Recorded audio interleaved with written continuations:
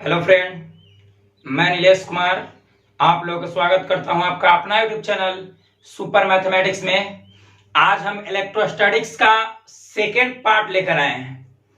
पहले पार्ट में अर्थात फर्स्ट पार्ट में हम बताए थे कि इलेक्ट्रोस्टैटिक्स क्या है, फिर बताए थे कि आवेश क्या है, फिर बताए थे आवेश का इतिहास, हिस्ट्री ऑफ चार्ज, ये सब हम बता चुके थे।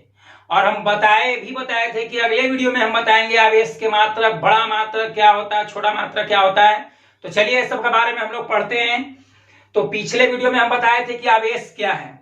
आवेश किसी वस्तु का वह गुण है जिसके कारण विद्युतीय या चुंबकीय प्रभाव उत्पन्न होता है या अनुभव किया जाता है। उस गुण को हम लोग क्या कहते हैं? आवेश कहते हैं। या फिर ऐसे ही बोल सकते हैं, किसी पदार्थ का वह गुण जिसके कारण आकर्षण या प्रतिकर्षण का अनुभव होता है, उस गुण को हम लोग क्या कहते हैं? आवेश कहते हैं। पिछले वीडियो में यह भी बताए थे कि अगर सजातीय आवेश रहेगा तो सजातीय आवेश में प्रतिकर्षण होगा या विकर्षण। प्रतिकर्षण या विकर्षण। सजातीय आवेशों में विकर्षण होता है, रिपल्सन होता है, रेपेल करेगा, ठीक है।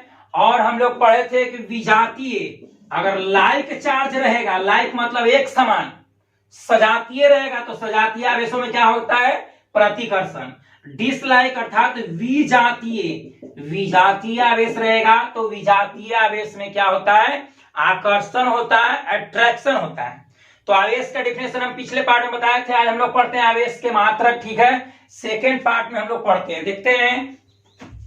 सेकेंड पार्ट में हम लोग देखते हैं आवेश के मात्रक। आवेश के मात्रक, ठीक है। आवेश के मात्रक, आवेश का मात्रक, यूनिट्स ऑफ चार्ज। आवेश के मात्रक पढ़ते हैं हम लोग, ठीक है। तो आप लोग को बता दें कि आवेश का एसआई मात्रक, आवेश का जो एसआई मात्रक होता है, आवेश का एसआई मात्रक कूलॉम होता है, जिसको हम लोग सी से डिनोट करते हैं। आवेश का एसआई मात्रक क्या होता है? कूलॉम होता है, ठीक है। और आवेश का सेकेंड टर्म है आवेश का सीजीएस मात्रक। तो आप बता दें कि आप लोगों को कि आवेश का एसआई मात्रक कूलॉम, आवेश का एसआई मात्रक क्या होता है? कूलॉम। और आवेश का सीजीएस मात्रक होता है स्टेट कूलॉम, स्टेट कूलॉम, ठीक है। आवेश का एसआई मात्रक क्या होता है? कूलॉम होता है। और आवेश का सीजीएस मात्रक क्या होता है? स्टेट कूलॉम होता है। तो अब हम लोग देखते हैं कि कूलॉम और स्टेट कूलॉम में क्या संबंध है। एक बात और देख लेते हैं, तीसरा टर्म, आवेश का सबसे छोटा मात्रक। आवेश का सबसे छोटा मात्रक, आवेश का सबसे छोटा मात्रक, आवेश का सबसे छोटा मात्रक स्टेट कूलॉम ही होता है, जिसे स्टेट कूलॉम को हम लोग ईएसयू, इलेक्ट्रोस्टैटिक्स यूनिट, या फिर इसी को हम लोग बोलते हैं फ्रैंकलिन, ठीक है। देखते हैं इसमें आवेश का एसआई मात्रक क्या होता है? कूलॉम। आवेश का एसआई मात्रक क्या होता है? कूलॉम। अगर कोई पूछेगा कि बाबू आवेश का एसआई मात्रक क्या होता है?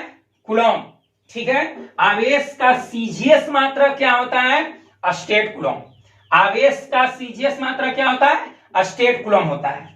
अब आवेश का सबसे छोटा मात्रक कौन है? State Coulomb. स्टेट कूलॉम को हम लोग फ्रैंकलिन भी बोलते हैं। तो ऐसे भी हम लोग बोल सकते हैं कि आवेश का सबसे छोटा मात्रक फ्रैंकलिन होता है, या फिर आवेश का सबसे छोटा मात्रक स्टेट कूलॉम होता है, या फिर इसको ईएसयू भी कहते हैं, इलेक्ट्रोस्टैटिक्स, ईएस से इलेक्ट्रोस्टैटिक्स यूनिट, इलेक्ट्रोस्टैटिक्स यूनिट, ठीक है।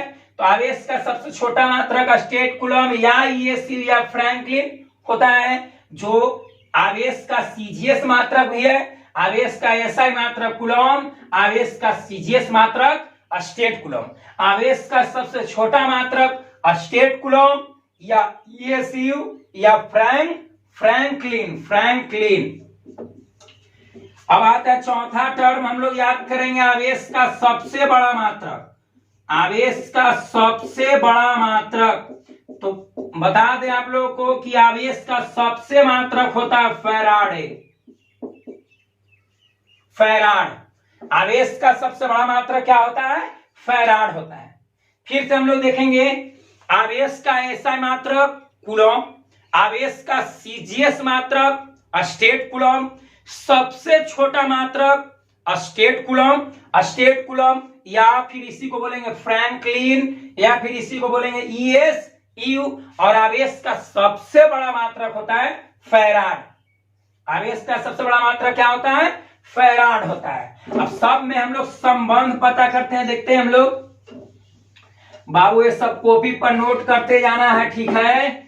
आवेश का एसआई मात्रक कूलम होता है, आवेश का सीजीएस मात्रक स्टेट कूलम होता है, आवेश का सबसे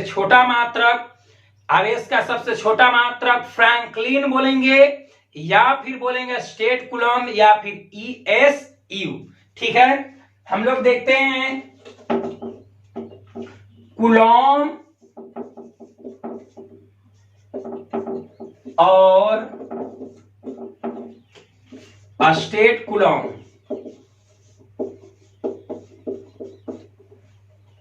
स्टेट कूलम में संबंध,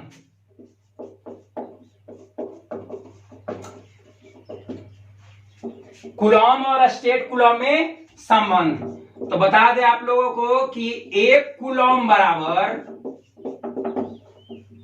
3 × 10 के पावर 9 स्टेट कूलम होता है। आवेश का एसआई मात्रक कौन? कूलम, आवेश का सीजीएस मात्रक कौन? स्टेट कूलम, आवेश का छोटा मात्रक कौन? स्टेट कूलम, आवेश का सबसे बड़ा मात्रक फैराड होता है, ठीक है। तो एक कूलम में कितना स्टेट कूलम? 3 × 10 के पावर 9 स्टेट कूलम। पूछा हुआ क्वेश्चन बोर्ड एग्जाम में है, ठीक है। या फिर इसी को हम लिख सकते हैं एक स्टेट कूलम बराबर, ठीक है। तो हम लोग देख रहे हैं, इसको ऐसे भी लिख सकते हैं, एक कूलम बराबर 3 × 10 के पावर 9 स्टार्ट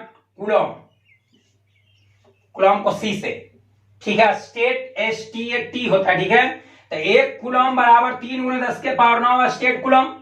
अब इसको हम ऐसे भी लिख सकते हैं, एक कूलम बराबर 3 × 10 के पावर 9 गुने एक स्टार्ट कूलम लिख सकते हैं। अभी गुना में त्रिपटियान के क्या होगा? भाग में इस चलते एक स्टार्ट कूलम बराबर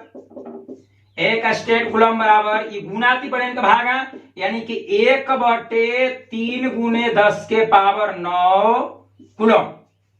फिर से आवेश का एसआई मात्रक क्या होता है? कूलम। आवेश का सीजीएस मात्रक क्या होता है? State coulomb. अब एक कूलम बराबर कितना स्टेट कूलम? तो एक कूलम बराबर होता है 3 × 10 के पावर 9 स्टेट कूलम। एक कूलम बराबर 3 × 10 के पावर 9 स्टेट कूलम। तो एक कूलम बराबर 3 × 10 के पावर, इसको हम लिख सकते हैं 1 गुना इतना, कारण कि 3 × 10 के पावर 9 में 1 से गुना करेंगे तो कोई इफेक्ट नहीं पड़ेगा। अब एक गुना में त्रिपटियान के क्या होगा? भाग में, तो इस चलते यहाँ पे लिख सकते हैं हम लोग एक स्टेट कूलम बराबर 1/3। अभी 10 के पावर 9 नीचे प्लस में है तो ऊपर जाके कहा जाएगा माइनस में, नीचे प्लस में तो ऊपर जाके माइनस में, यानी कि 10 के पावर -9 कूलम। ये हम लोग याद करेंगे, ठीक है। आवेश का एसआई मात्रक कूलम, आवेश का सीजीएस मात्रक क्या होता है? स्टेट कूलम होता है। कूलम और स्टेट कूलम में क्या संबंध है? तो एक कूलम बराबर 3 × 10 के पावर 9 स्टेट कूलम होता है। 3 × 10 के पावर 9 स्टेट कूलम होता है, अर्थात इसी को हम लोग अगर एक स्टेट कूलम बराबर निकालें तो एक स्टेट कूलम बराबर हो जाएगा 1/3। एक गुना में त्रिपटियान का भाग में हो जाएगा, ये गुना में त्रिपरियान के भाग में, अर्थात एक स्टेट कूलम बराबर 1/3 गुने 10 के पावर 9 कूलम होता है। ठीक है, ये आवेश का एसआई मात्रक कूलम हो गया, सीजीएस मात्रक स्टेट कूलम हो गया, आवेश का सबसे छोटा मात्रक स्टेट कूलम हुआ। अब यहां पर देखेंगे स्टेट कूलम को हम लोग एक ESU भी कहते हैं। एक ESU बराबर 1/3 गुने 10 के पावर -9 कूलम। ठीक है, या तो फिर यहां पर ये हम लिख सकते हैं कि एक कूलम बराबर 3 गुने 10 के पावर 9 ESU। अब ESU क्या है तो आप लोगों को बता दें कि ESU का विस्तार रूप होता है इलेक्ट्रोस्टैटिक्स यूनिट्स। ठीक है, इस मतलब स्थैतिक विद्युत इकाई। ESU का मतलब होता है इलेक्ट्रोस्टैटिक्स यूनिट। तो आवेश का एसआई मात्रक हुआ कूलम, आवेश का एसआई मात्रक कूलम, आवेश का सीजीएस मात्रक स्टेट कूलम, आवेश का सबसे छोटा मात्रक स्टेट कूलम या फ्रैंकलिन। यहां पर ऐसे भी लिख सकते हैं एक फ्रैंकलिन बराबर हो जाएगा यह वाला ESU या स्टेट कूलम कहेंगे तो 1/3 गुने 10 के पावर -9 कूलम। आवेश का सबसे छोटा मात्रक कौन है? फ्रैंकलिन। अब आता है आवेश का सबसे बड़ा मात्रक। तो आवेश का सबसे बड़ा मात्रक होता है, यहां पर हम लिख दे रहे हैं आवेश का सबसे बड़ा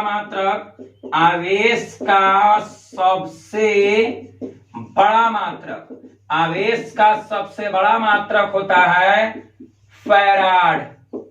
कितना? फैराड। और आप लोग जानते होंगे, केमिस्ट्री में पढ़ चुके होंगे, एक फैराड बराबर 96,500 कूलम। एक फैराड बराबर 96,500 कूलम होता है। ठीक है, फिर से इसको हम लोग देख लेते हैं। आवेश का एसआई मात्रक क्या होगा? कूलम होगा। आवेश का सीजीएस मात्रक क्या होता है? स्टेट कूलम होता है। आवेश का सबसे छोटा मात्रक कौन है?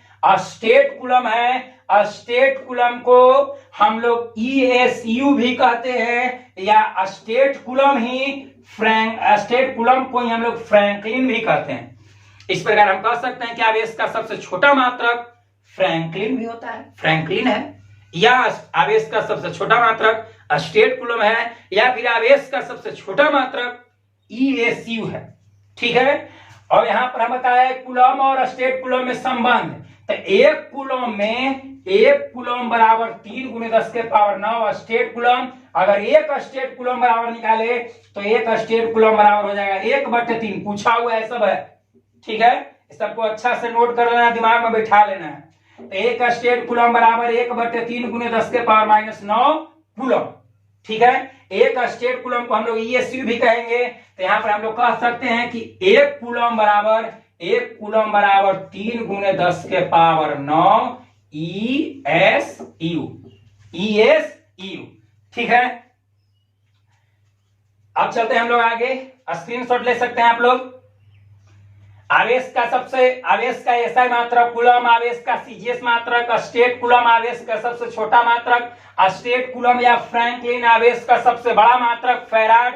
आवेश का सबसे बड़ा मात्रक क्या होता है? फैराड होता है। और एक फैराड बराबर 96,500 कूलम। एक फैराड बराबर, फैराड को हम लोग कैपिटल लेटर से कैपिटल एफ से, तो एक फैराड बराबर 96,500 कूलम। आवेश का सबसे बड़ा मात्रक कौन होता है? फैराड। आवेश का सबसे छोटा मात्रक होता है स्टेट कूलम या फ्रैंकलिन कहते हैं। ठीक है, चलते हैं। आवेश का एक और मात्रक होता है EMU, इलेक्ट्रोमैग्नेटिक यूनिट। ठीक है, ये सब व्यवहारिक मात्रक है, अन्य मात्रक है। मूल मात्रक में यही दो आवेश का एसआई मात्रक कूलम, सीजीएस मात्रक स्टेट कूलम। एक होता है EMU, इलेक्ट्रोमैग्नेटिक यूनिट्स, वैद्युत चुंबकत्व इकाई। ठीक है, तो यहां पर आप लोग को हम बता दें कि एक कूलम बराबर होता है 1/10 EMU, इलेक्ट्रोमैग्नेटिक यूनिट। अर्थात हम कह सकते हैं कि एक EMU बराबर हो जाएगा 10 कूलम। एक EMU बराबर कितना?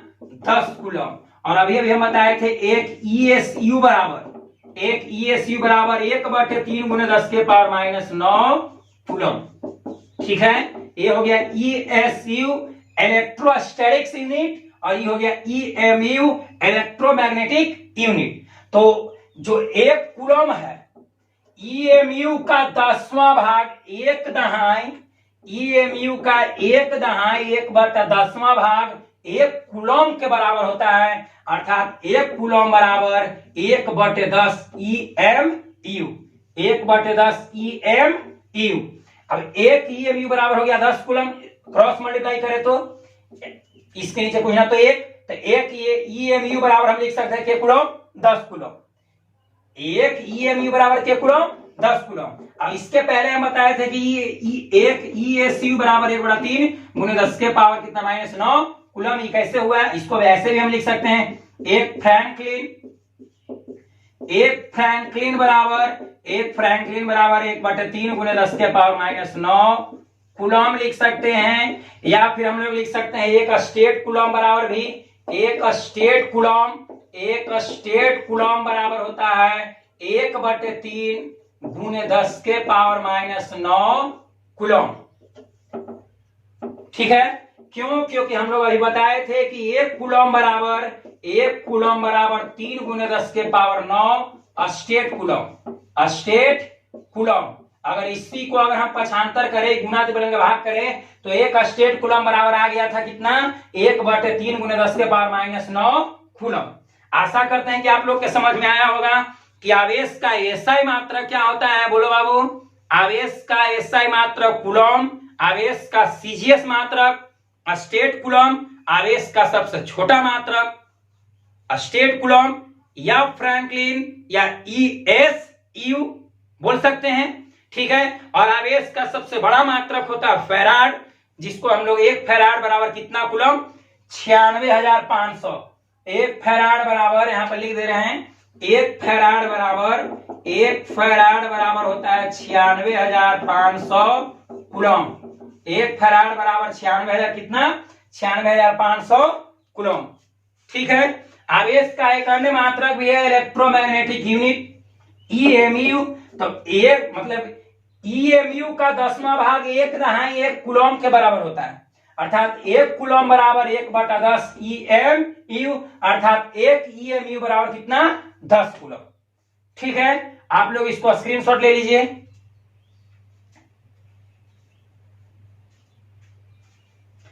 ठीक है, अब आगे हम लोग देखते हैं आवेश का अन्य व्यवहारिक मात्रक में। जैसे कुछ अन्य व्यवहारिक मात्रक जैसे न्यूमेरिकल बनाएंगे तो उस समय यूज होगा माइक्रो कूलम, मिली कूलम, ये सब यूज भी होगा। जैसे 1 माइक्रो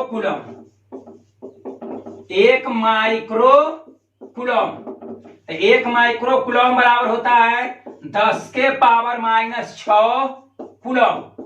10⁻⁻6 कूलम। 1 माइक्रो को इसे यू लिख के इसे खींचेंगे। 1 माइक्रो कूलम बराबर 10⁻⁻6 कूलम। ठीक है, या फिर आएगा 1 नैनो कूलम, इस तरह से आएगा। बहुत 11th क्लास में उपसर्ग पढ़े होंगे। मिली तो मिली 10⁻⁻3, फिर आएगा माइक्रो, नैनो, इस तरह से आता है। ठीक है, तो 1 नैनो कूलम बराबर हो जाएगा 10⁻⁹ कूलम। अर्थात ये 1 नैनो को इतना छोटी एम से, तो 1 नैनोमीटर बराबर 10⁻⁹ कूलम। अब ऐसी आ सकता है 1 मिली कूलम तो 1 मिली कूलम बराबर लिख सकते हैं हम 10 के पावर माइनस 3 कूलम। 10 के पावर माइनस 3 कूलम 1 मिली तो एम कूलम एमसी, तो 1 मिली कूलम बराबर हो जाएगा 10 के पावर माइनस 3 कूलम। तो ये सब है आवेश का मात्रक। आवेश का एसआई मात्रक कूलम, आवेश का सीजीएस मात्रक स्टेट कूलम। 1 कूलम बराबर 3 गुने 10 के पावर 9 स्टेट कूलम होता है। स्टेट कूलम को हम लोग फ्रैंकलिन बोलते हैं, जो आवेश का सबसे छोटा मात्रक है, और आवेश का सबसे बड़ा मात्रक फैराड होता है। ठीक है, और आवेश का ऐसा अन्य मात्रक में आ गया milli coulomb, micro coulomb, nano coulomb. तो मिली कूलम बराबर 1 मिली कूलम बराबर 10 के पावर माइनस 3 कूलम।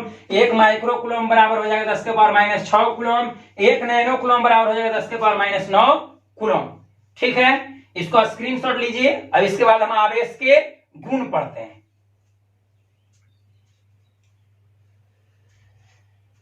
हो गया होगा। अब हम लोग चलते हैं आवेश के गुण में, प्रॉपर्टीज ऑफ चार्ज, आवेश के गुण। ठीक है, हम लोग देखते हैं बाबू, आवेश के गुण में ये सभी बोल सकते हैं। आवेश का बड़ा मात्रक क्या होता है, आवेश का छोटा मात्रक क्या होता है, आवेश का एसआई मात्रक क्या होता है, आवेश का सीजीएस मात्रक क्या होता है, ये सभी बोल सकते हैं। तो देखते हैं हम लोग अभी अभी पढ़े इस आवेश के हम लोग गुण पढ़ रहे हैं। आवेश के गुण,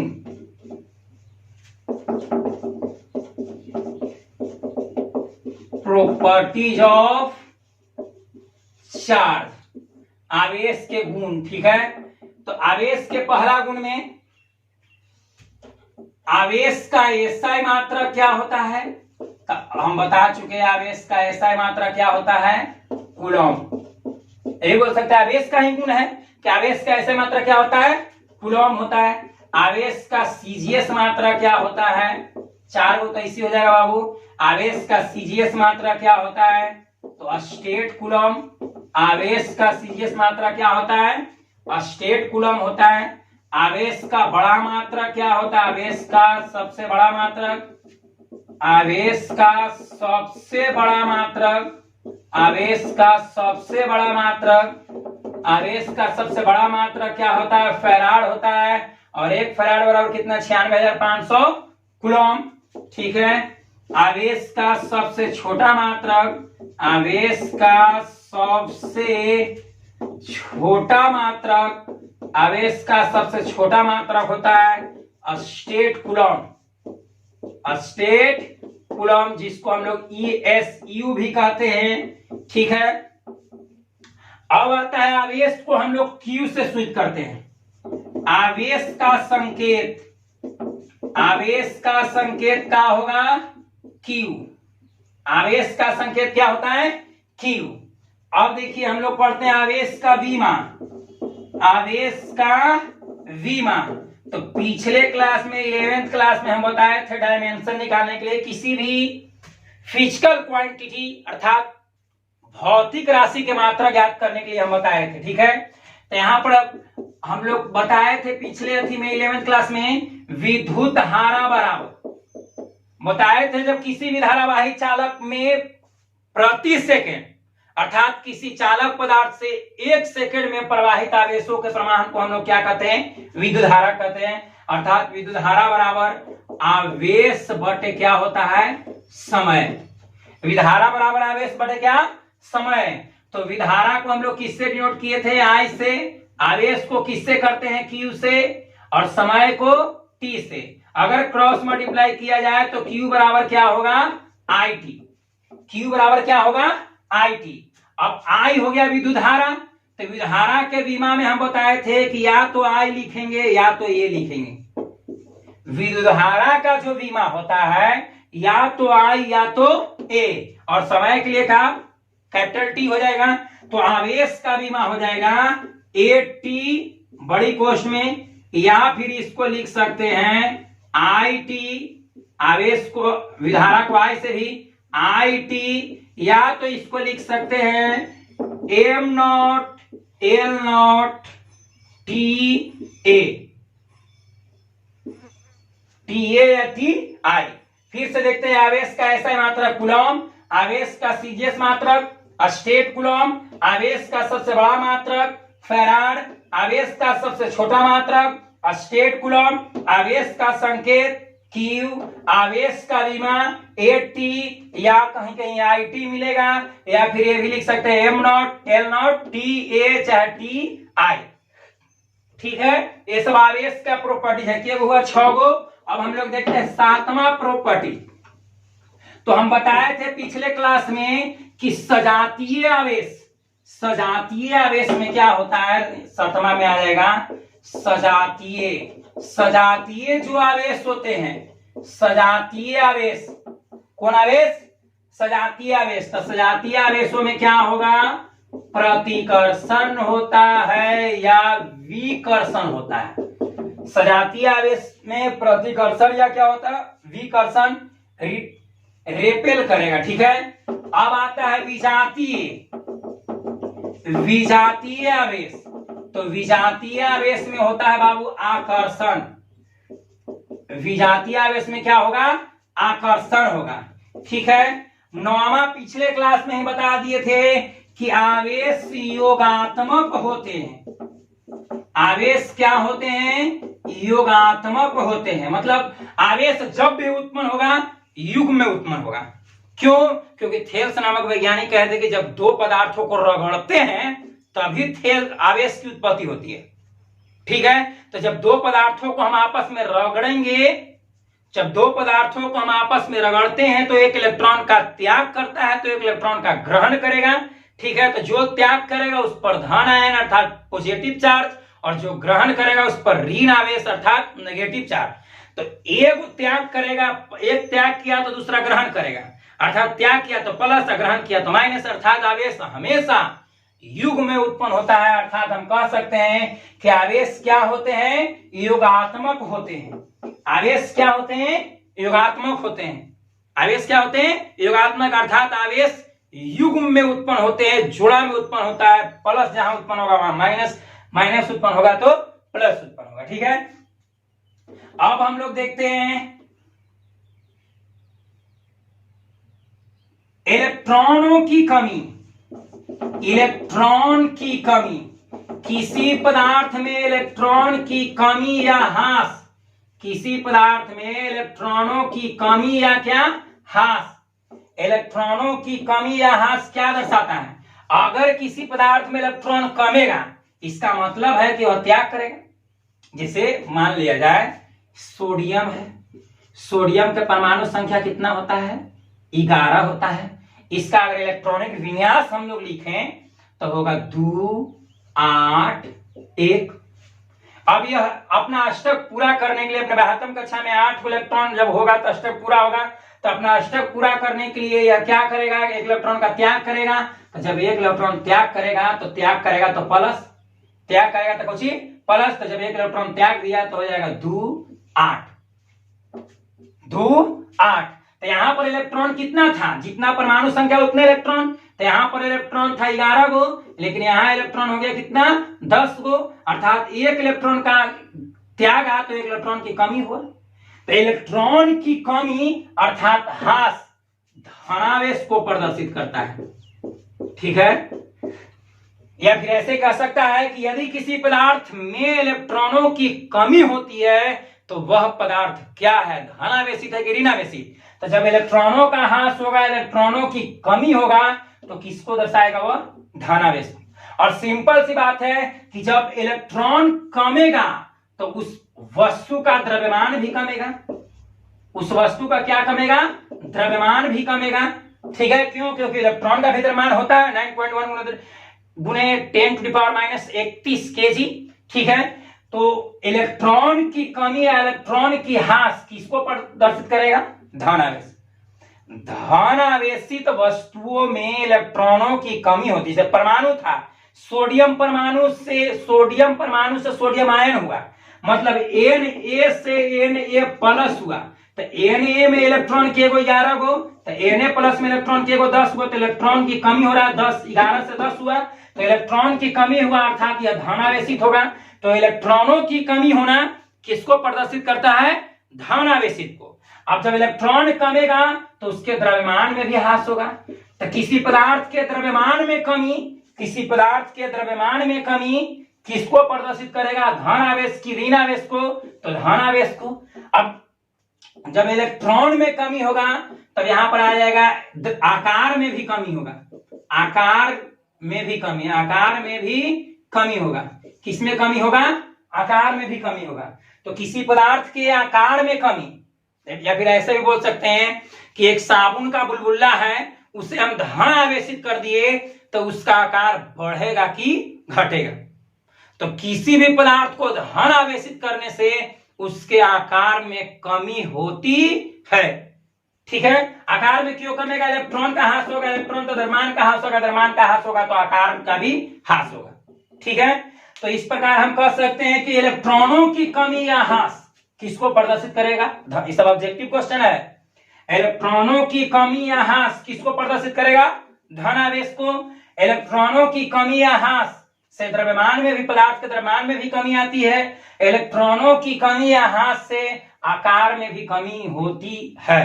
ठीक है, या फिर ऐसे कह सकते हैं कि यदि कोई साबुन का बुलबुला है या फिर किसी पदार्थ को धन आवेशित कर देने पर उसके आकार में वृद्धि होता है कि कमी होता है। तो जब हम धन आवेशित करेंगे तो त्याग होगा, तो त्याग होगा तो उसके आकार में क्या होती है?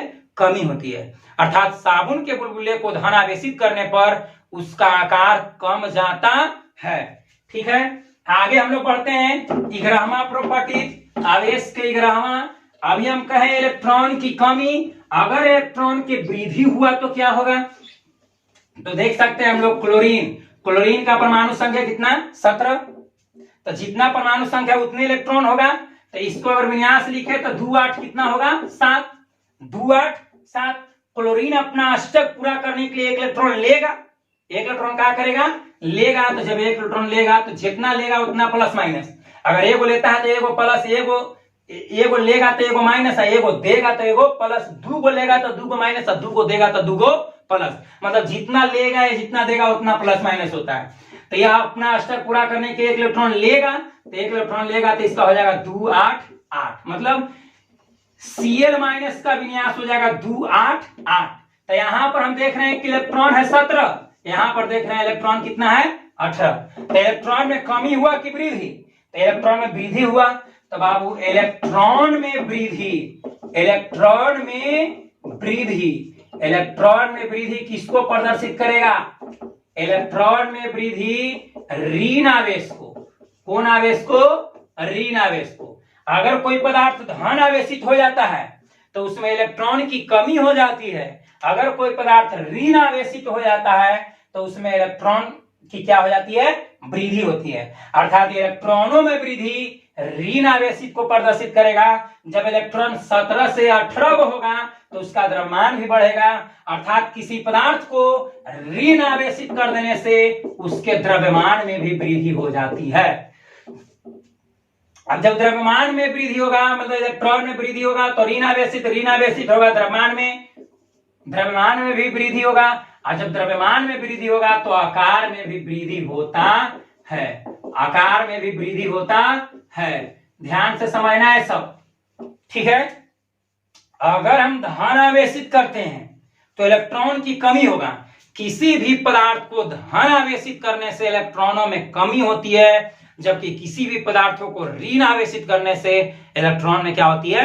वृद्धि होती है। साधारण भाषा में हम लोग बोल सकते हैं कि इस तरह से पूछा हुआ क्वेश्चन है कि यदि साबुन के बुलबुले को हम धन आवेशित कर दे तो उसके आकार में क्या होगा? तो कमी आएगा बाबू। धन आवेशित करने से आकार में क्या आएगा? कमी। अगर किसी मतलब साबुन के बुलबुले को अगर हम ऋण आवेशित कर दे तो ऋण आवेशित करने से आकार में क्या होती है? वृद्धि होती है। आकार में क्या होती है? वृद्धि होती है। लेकिन यही कर दे कि किसी पदार्थ को आवेशित करने से आकार में क्या होता है? तब आवेशित तो हम दो तरह से कर सकते हैं, धन आवेशित और ऋण आवेशित। तो यहाँ पर क्लियर नहीं कर रहा है, खाली कहता है कि साबुन के बुलबुले को आवेशित करने पर, मान लिया जाए कि साबुन के बुलबुले को आवेशित कर दिए तो उसके आकार में क्या होगा? कमी होगा कि वृद्धि होगा? तो यहां पर बाबू कुछ नहीं कहा जा सकता है, कमी भी होगा और वृद्धि भी होगा। क्यों? क्योंकि आवेशित मतलब धन आवेशित या ऋण आवेशित। अगर साबुन के बुलबुले को हम धन आवेशित कर दिए तो आकार में कमी हो जाएगा, ऋण आवेशित कर दिए तो आकार में वृद्धि हो गया। लेकिन प्रश्न में खाली कह दिया कि साबुन के बुलबुले को आवेशित कर दिया जाए, साबुन के बुलबुले को आवेशित कर दिया जाए तो आकार में क्या परिवर्तन होगा? तो साबुन के बुलबुले को अगर हम आवेशित कर दें तो उसका आकार बढ़ भी सकता है और घट भी सकता है, क्योंकि आवेशित बोले तो धन आवेशित और ऋण आवेशित। अगर धन आवेशित करेंगे तो कम जाएगा और ऋण आवेशित करेंगे तो क्या हो जाएगा? बढ़ जाएगा। ठीक है, तो ये तो था आवेश के गुण। एक और बात हम लोग पढ़ेंगे, आवेश का क्वांटाइजेशन, क्वांटमीकरण। आवेश का क्वांटमीकरण